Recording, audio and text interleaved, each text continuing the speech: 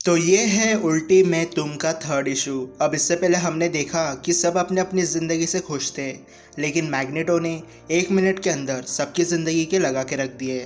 That's all. तो अब शुरू करते हैं उल्टी मैं तुम का थर्ड इशू। तो कहानी शुरू होती है स्कारलेट विच से, जो मैग्नेटो को बता रही है वो सब मर चुके हैं। डेजलर, बीस्ट, नाइटक्रॉलर अब डूब चुके हैं, बस एंजल जिंदा बच गया। शिकागो की एकेडमी डिस्ट्रॉय हो चुकी है। मैड्रोक्सस ने छोटे बच्चों के साथ एमा फ्रोस्ट, सनस्पॉट और कैनन बॉल को भी मार दिया है। चार्ल्स जेवियर भी मर चुका है, लेकिन ये बात तो आपको पहले से पता है। लेकिन अच्छी बात यह है कि ये सब आपने मेरे लिए किया, डैड। लेकिन तभी मैग्नेटो अपनी बेटी का गला पकड़ लेता है और कहता है, बस बहुत सुन ली मैंने तुम्हारी। वंडा और पीटरो की मौत के बारे में सोचकर ही मैं पागल हो जाता हूँ।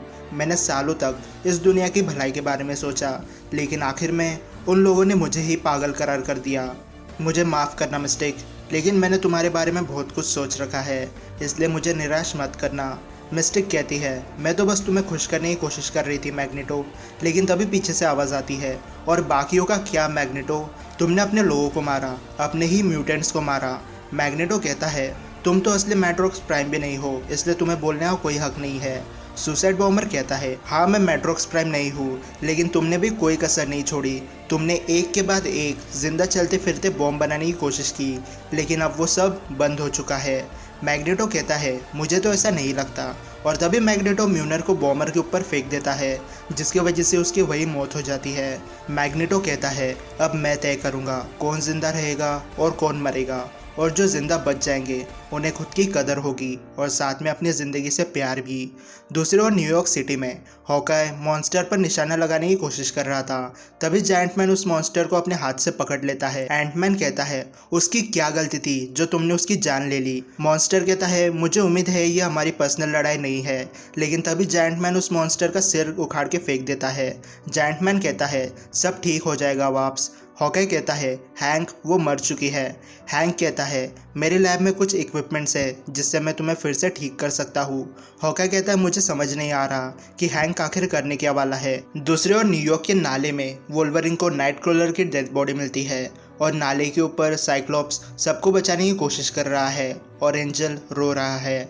साइक्लोप्स एंजल से कहता है, जब कर्ट मिल जाएगा तब हम सबको घर ले जाएंगे।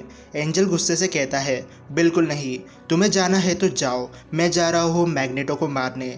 साइक्लोप्स कहता है, एंजल मैं तुम्हारा दुख समझ सकता हूँ। एंजल कहता है, नहीं स्कॉट, तुम नहीं समझ सकते। तुम जिससे प्यार करते हो वो तुम्हारे साथ है, जिंदा है, लेकिन जिससे मैं प्यार करता था वो अब इस दुनिया में नहीं है। मेरे पास अब कोई वजह नहीं है जिंदा रहने की। वुल्वरिन कहता है, एंजल हमने बहुत सारे एक्समैन को खोया है, हम मैग्नेटो को अभी तो बिल्कुल नहीं हरा सकते।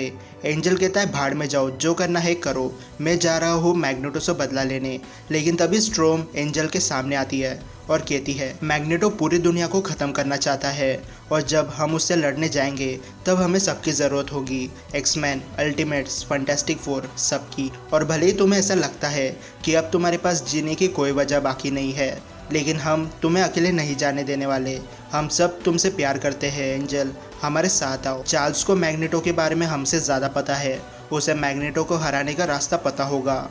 लेकिन तभी जीन ग्रे ज़ोर से चिल्लाती है और कहती है, मैंने चार्ल्स से बात करने की कोशिश की, लेकिन अब वो ज़िंदा नहीं है, वो मर चुके हैं। दूसरी ओर वालहला में थॉर और कैप्टन अमेरिका डेथ के साथ फाइट कर रहे थे। थॉर कहता है, लड़ते रहो कैप्टन। कैप्टन अमेरिका कहता है, मुझे ऐसा लग रहा है कि जब भी हम किसी एक को मारते हैं उसकी जगह पर 4 और हमसे लड़ने आ जाते हैं। मुझे नहीं पता मैं यहाँ पर कैसे आया, लेकिन ये लैंड ऑफ डेड है। थॉर कहता है, वालहला ना तो ये जन्नत है और ना ही नरक, लेकिन मैं तुमसे वादा करता हूँ कि जब हमारा काम पूरा हो जाएगा तब मैं तुम्हें तुम्हारे घर छोड़ दूंगा।